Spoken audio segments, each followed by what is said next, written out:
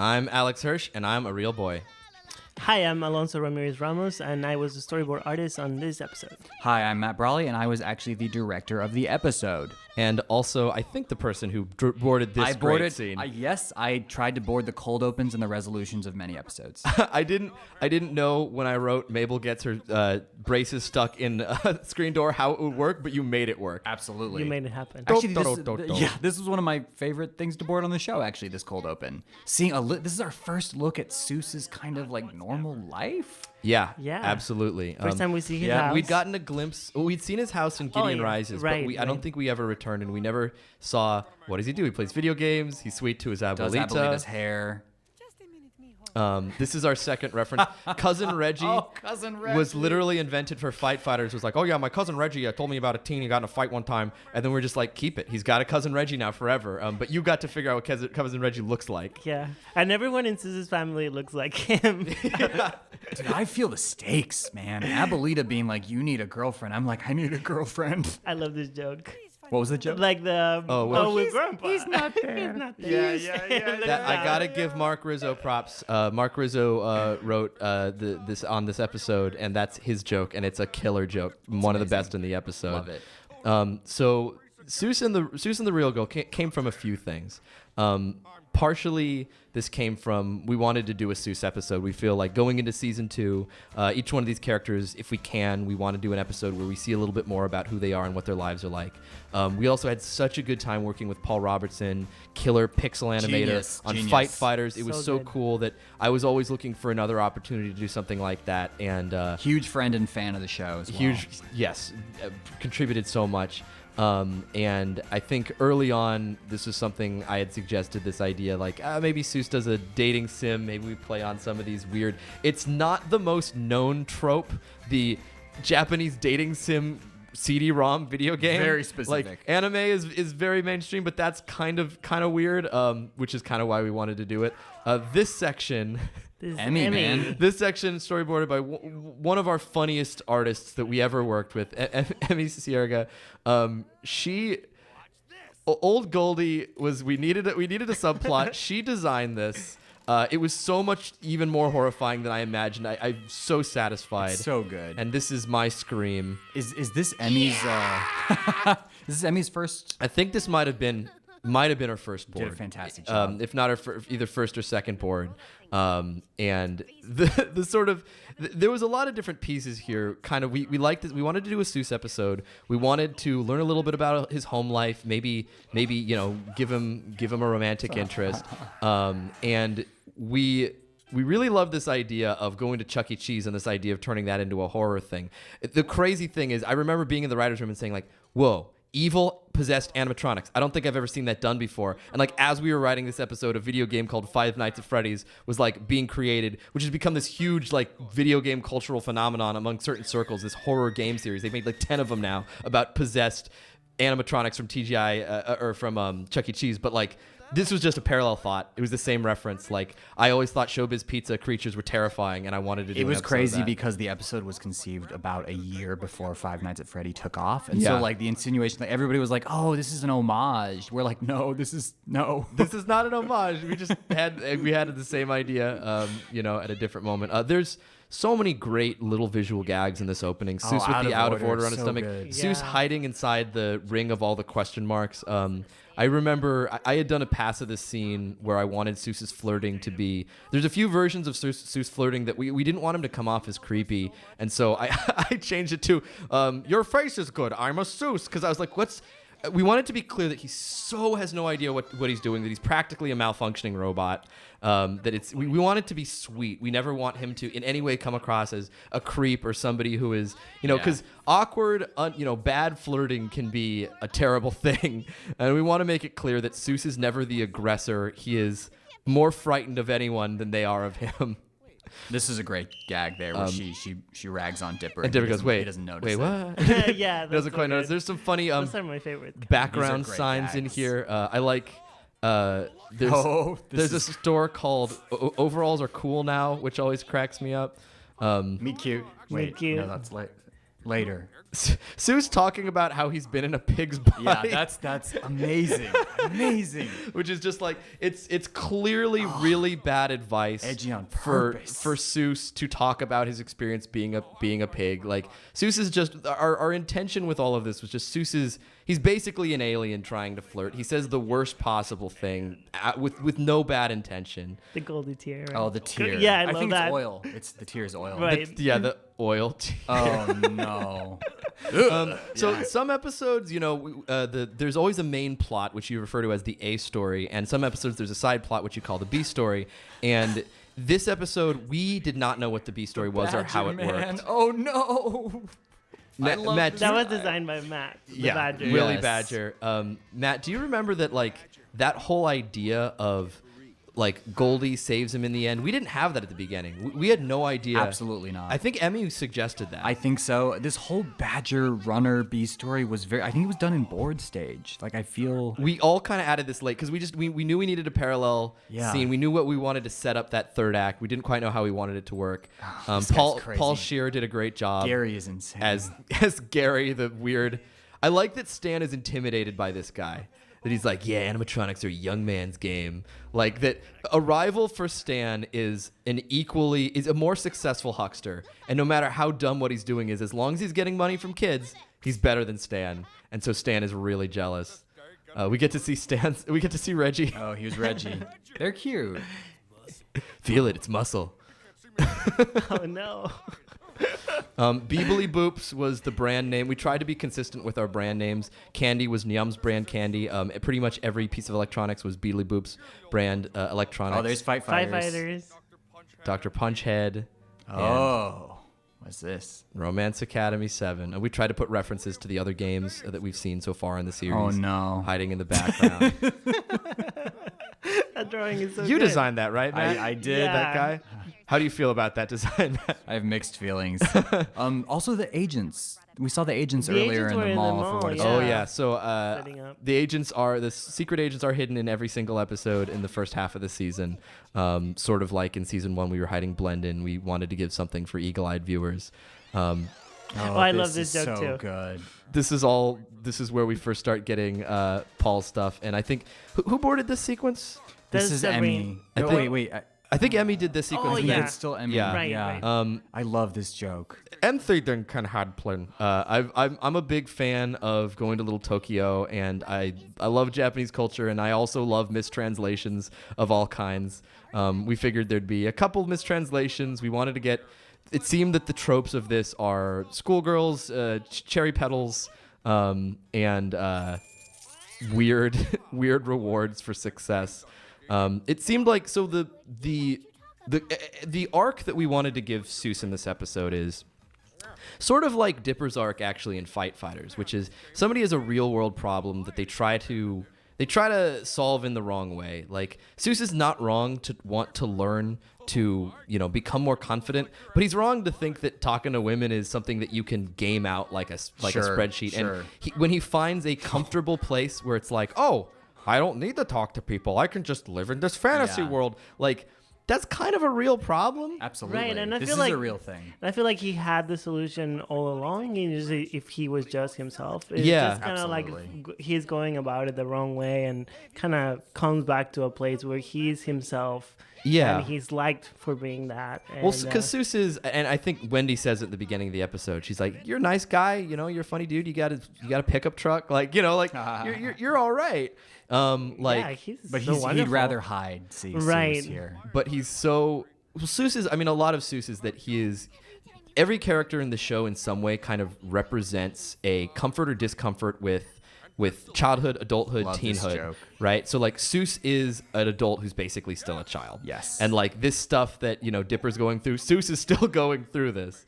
So this is all Sabrina Coutinho's section, and it was all marvelously boarded. This was her first boarding. This was on Sabrina's the first episode. board Yeah, on yeah. on this And episode. she killed it. She did an a great amazing job. She loves anime and knows a lot about anime tropes and about like the style, and was very involved in the designing of Giffany, and really wanted to take this section. It's Giffany. It's up for debate. I love Mabel's screwed up "You can do it, Sue" sweater. I love the not Furby. Fixin' It 1 is his password, which is a reference to the Fixin' It with Soos shorts. We always imagine that's something he really did, and we love the idea. Diary. We were trying to think, we're like, if we're going to spend a little more time with Soos's family, we need to give Abuelita one thing that we didn't know about her before, because she seems kind of checked out, and it was like, maybe she's just, Soos's life is her own soap opera. That's so accurate. And she's creepily following the entire thing. This is a small thing worth pointing out, but one of the girls that just ran by was actually a Make-A-Wish kid who was put into the show. Yes. That was a really cool thing. It happened about 3 or 4 times. Make-A-Wish kid would come in, meet the crew, and get a character. The Make-A-Wish program was awesome, the way they reached out to us and connected us with fans. And, you know, it's such a scary privilege. Like, sure, when a kid loves your show enough that is their wish, is that they want to see it. You want to give them everything you can. Absolutely. And you feel like there's nothing you can do that's enough. So we did everything we could. In this instance, we had them do a voice of the crowd. We animated them. We put them in the episode. We gave them a tour of the studio. And I really thank you, Matt, for doing those designs, because it's my pleasure. It's a privilege to do something like that, and I'm so glad that everyone was on board. Yeah, the boy that said Willy Badger.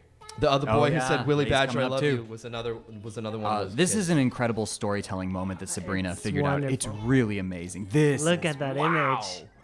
It's perfect. Punch. Perfect setup. It's just so good. Yeah. The left So and the right and the. I gotta just give credit to great. Sabrina for being one of our rock stars. This was her first storyboard on the show, and she just great storytelling. Okay, imagery. so we're into Alonso's section now. Alonso? Right. Yeah. So this is Melody's introduction, which is that character I got to also design and kind of figure out what she would look like, and kind of be sort of a compliment for Soos. And it happens so quickly. They meet, they talk about some silly things, and It's so genuine. and then and the next thing she's off, and but I really tried to make it that this could be a real thing, and they would be a good fit for each other. I love this sequence. I think you did an amazing job. I think Melody's design is perfect, because there's something about her where she feels specific and unique. She doesn't just feel like, oh, it's obviously a girl version of Soos. There was a version in the script, I think the very first draft of the script, where she was essentially literally just a female Soos. Sure. And it felt like that's not what would it take for Soos to get out of this issue? It would take somebody who likes what he is when he's genuine. And what Soos is when he's genuine is a sweet guy who, he's a man-child. He likes the childish things. So he needs somebody who also likes childish things and is impressed by somebody's lack of consciousness about that. Exactly. Seeing him be unself-conscious, you did such a good job of boarding all this stuff where Mabel's freaking out. And she's Freaking out. punching. Knock over a I plant. love her. Just Mabel's so excited. She's so They're great. so happy for Soos. I remember when Melody says goodbye, I remember really wanting those eyes to be really perfect. You did a I draw remember over we did on a take draw ones, over yeah. to, I was like, this gotta be Yeah, a moment yeah. that resonates. When Soos doesn't even realize he's flirting. He has no idea that he's just chilling out. Now he's got to tell Giffany. Giffany. Giffany I hope doesn't it goes take it well. well. So this was, I'd say, the biggest challenge with this episode, and it's probably my only regret with this episode, because I think it's really fun, and I think there's a lot of good comedy, and I think it's got a pretty good sort of lesson for Soos. But I think personally, I think one of the things we struggled with was we wanted this character to sort of be an homage to these anime tropes, and there's the trope of the character who seems really sweet but actually has this this very dark side, and I think we wanted to show that this is the wrong solution. Soos shouldn't date a game. The problem is we made her it's Gravity Falls. So she is conscious. So she is kind of alive. And I think that there would have been an opportunity to give some depth to this character. But I think the feeling was, she's this living trope. She's a living, like Rumble McSkirmish. Right. Who himself has no depth. And so we kind of treated her like Rumble McSkirmish, just like this character who's designed to be this way. So Giffany also oversimplifies relationships and things it's gonna be forever perfect, or you're mine or not, and then you die.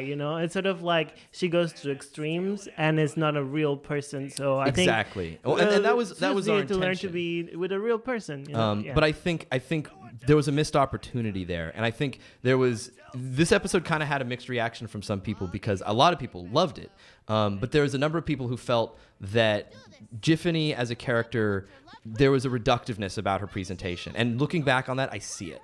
Like I do, if I could change anything, I think I would try to find a way to make her a little more sympathetic, and give her a better ending. We actually storyboarded. Our original ending for Giffany was that she is zapped into one of these games and that her and Rumble McSkirmish get together. And the only reason we cut it was because that somebody came up with that idea of Stan and Goldie going to Vegas, and it was so funny. We watched both of them and we're like, this is one of the funniest scenes in the season. We got to keep it. What's the big difference? And then a lot of people saw this episode. They're like, they killed Giffany, and all she wanted to do was be his great girlfriend. And it's one of those things where a very small decision where you're like, oh, we've got these two options. This one seems a little funnier, can be interpreted as this giant statement, right, when it isn't really, We could have also used more time, like the story needed more scenes with her to like really interact, and we didn't have it. So we just have to cut to the action, and right now we're in the climax.